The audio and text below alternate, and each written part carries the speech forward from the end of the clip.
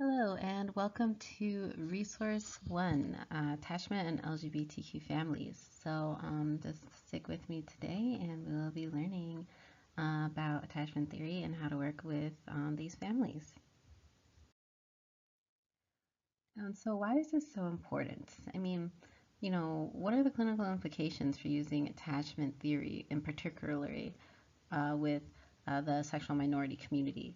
This aids in an understanding of the sexual minority community and relationship outcomes. So, as clinicians, and we'll get more into this, there's that attachment theory base that begins when you are an infant, and it has to do with your parents and how you connect with your parents. That connection as an infant grows to you as an adult, and as an adult, you focus on or you use that attachment when you are in a relationship of your own, and then it is intergenerational and it goes on to your own kids if you decide to have any. Um, again, it is this process that we've talked about, this isomorphic process. I'm getting a little better at drawing these arrows here. Okay, so here's your parent, right? Your parent has created an attachment with you, and then here's you. I guess I'll put you, I was going to actually write out you, but here's you, right? So you have your parent and your attachment outcomes with you. You then create that attachment outcome with your child, and we're actually gonna spring out another one here. So this is like a dual isomorphic isomorphic parallel process, and put your partner here, and we'll put a little R there, and then together your attachment outcomes from your parents into your partner and into your child influence then your parents again, as they are in a new role of grandparent and parent-in-law. So here's this dual isomorphic parallel process that happens with attachment. So this is why it's so important. We have to recognize these not only in heterosexual couples, but in the sexual minority community.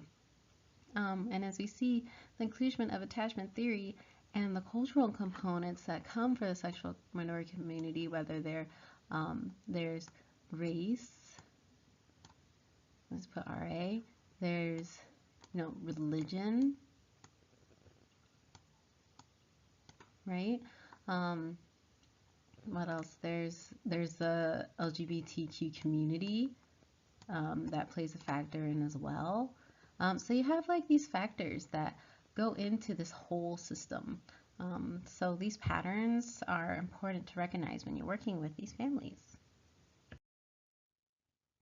Okay, so I just want to take you through a brief history of attachment theory, which I know many of you have probably talked about in your classes, but just so you have an awareness of it. So attachment theory, that explains the dynamics of the parent-child relationship, and it's a blueprint of the relationship development as an adult. So just like I said, you're going to have this attachment outcome as a child, and then you are going to that's your foundation when you have a relationship of your own when you're an adult.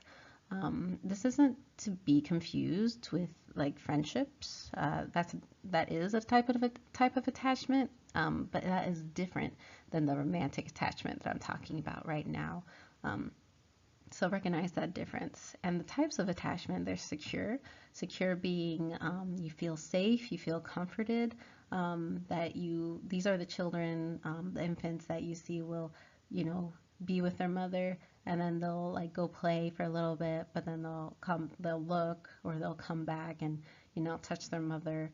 And I'm being kind of privileged, or I'm sorry, I'm being kind of biased here. I'm saying mother, that could be father as well. So just their parent. So the infant comes back and touches the parent, make sure, okay, yeah, you're still here, great, and goes play.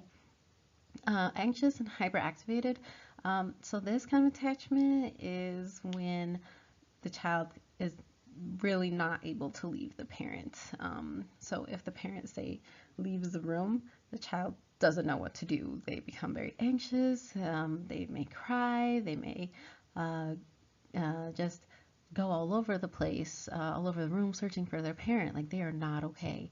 So that's another type of attachment.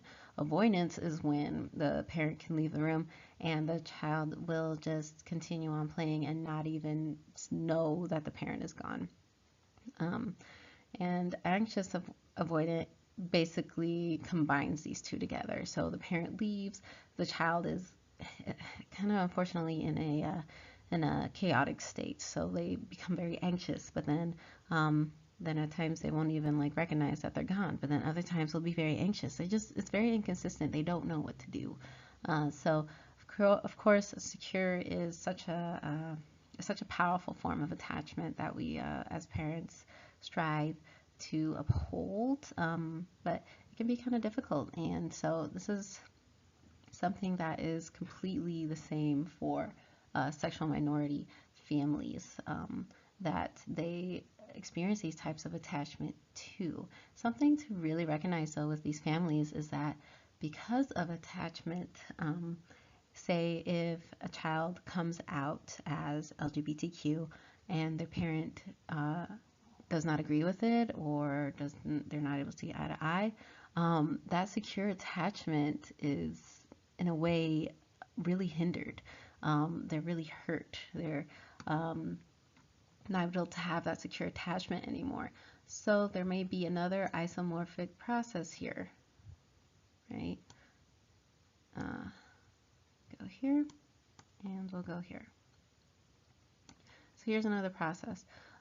Here's, say, the child, and the child comes out to the parent, and then, oh wait, let me actually delete that.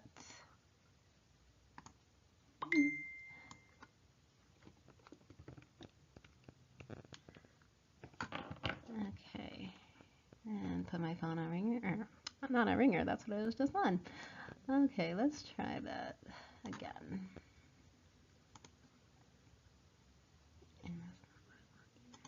Okay, so we have this process, right?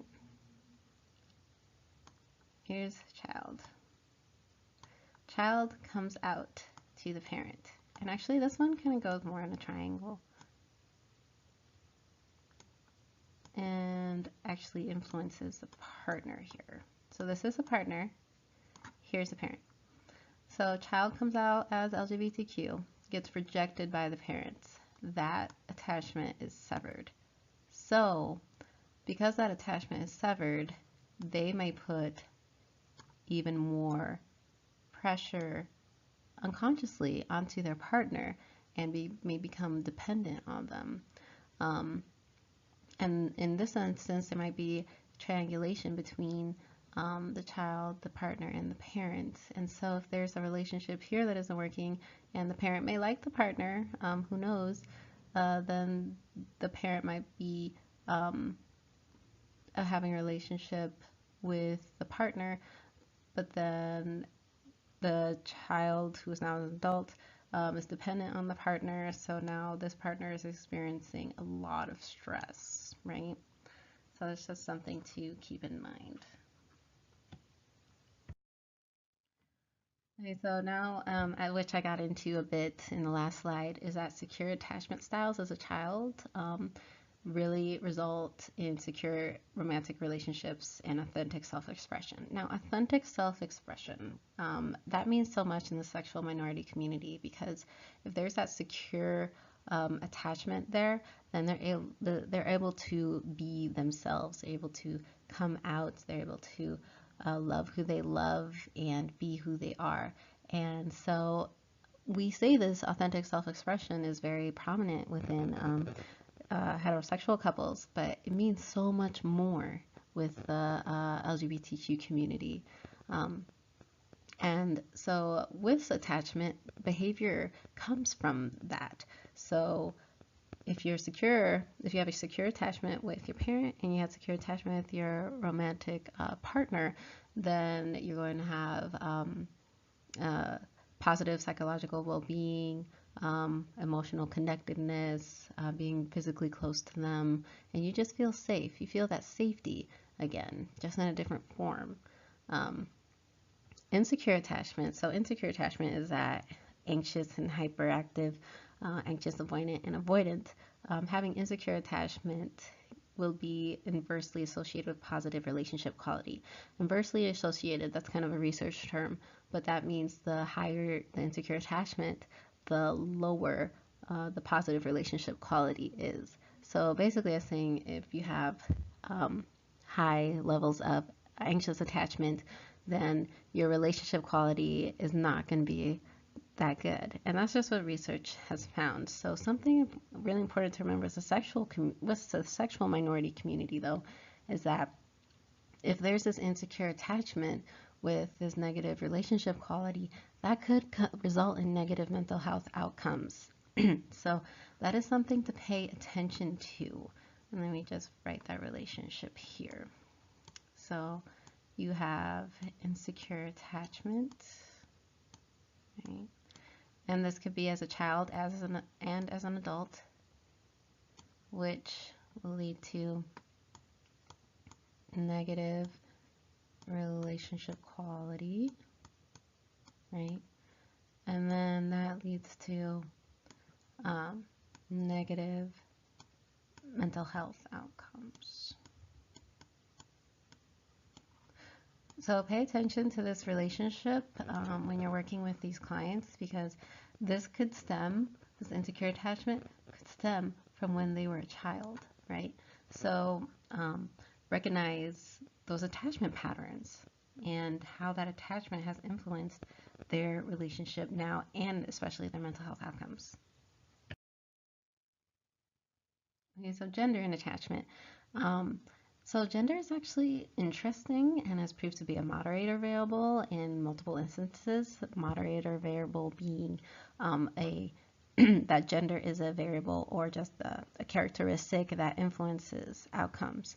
So there could be secure attachment, but if you put gender in there, say if there's female gender, if there's male gender, or any other gender, that's going to influence outcomes no matter what the attachment is, as research shows. So what research has shown is that for parents, mothers typically tend to be closer to their child, and that provides emotional support, and then having communication and warm relationships. And so there's like this nurturing piece. And then unfortunately,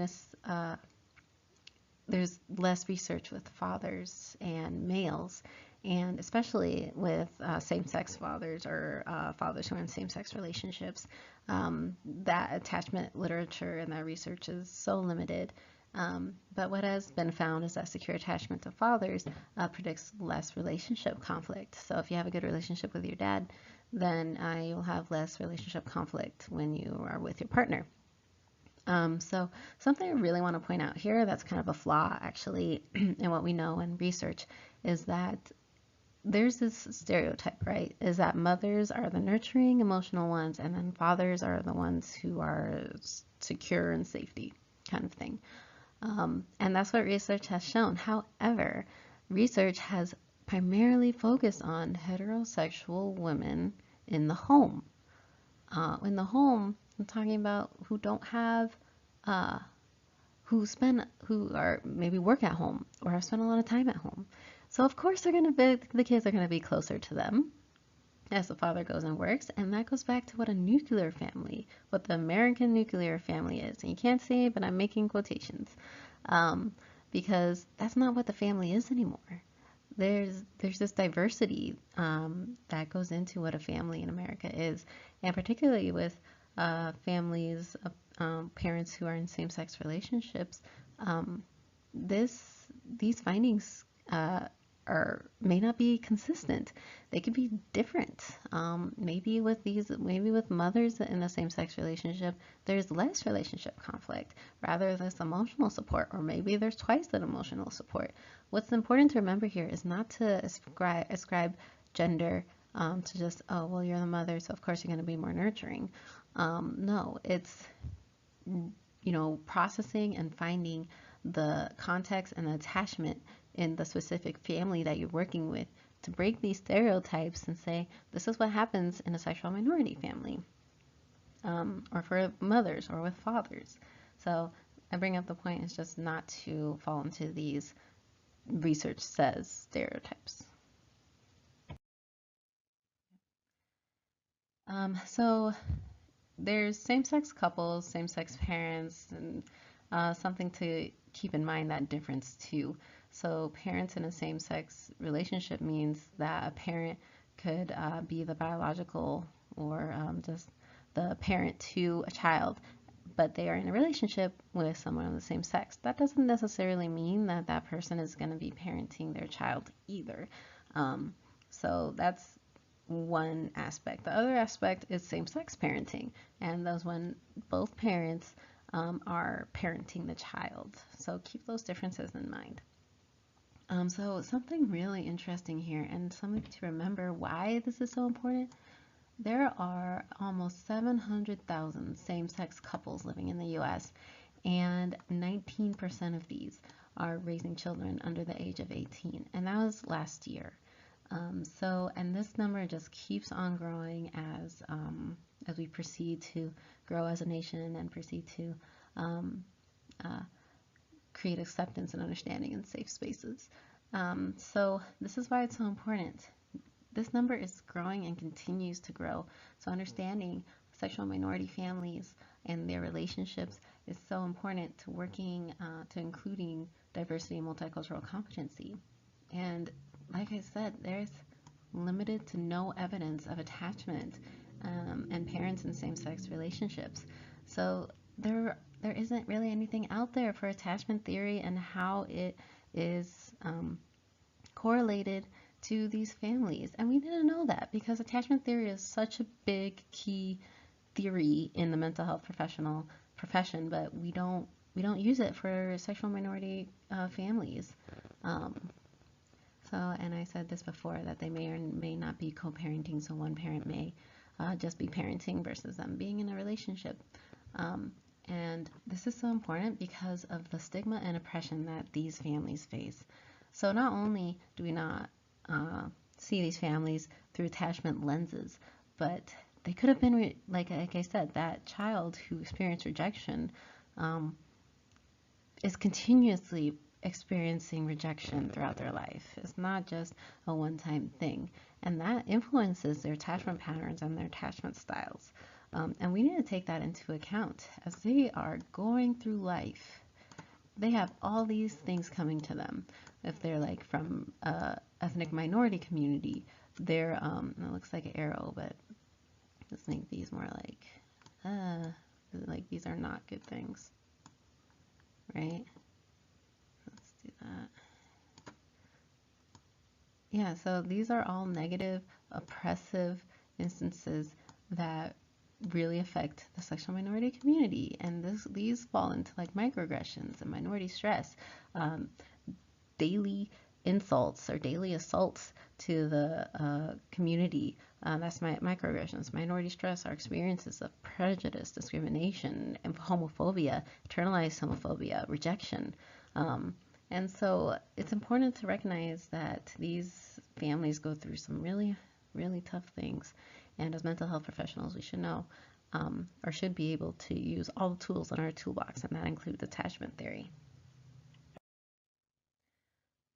So like I said, what we know so far in research for the limited research that has been with adults or with parents in same-sex relationships is that, again, mothers are found to have secure attachment, and that secure attachment can predict relationship quality as an adult, again, for mothers. And so, again, there's that mother quality, but we still need to see why. Like, what is this?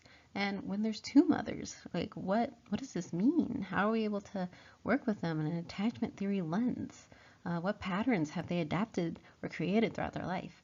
And then there's gender influences, which there was one study in particular that proved something I thought very significant, that there was no statistical differences in romantic relationship outcomes of adolescents living with a parent in a same-sex relationship versus adolescents with parents in a heterosexual relationship.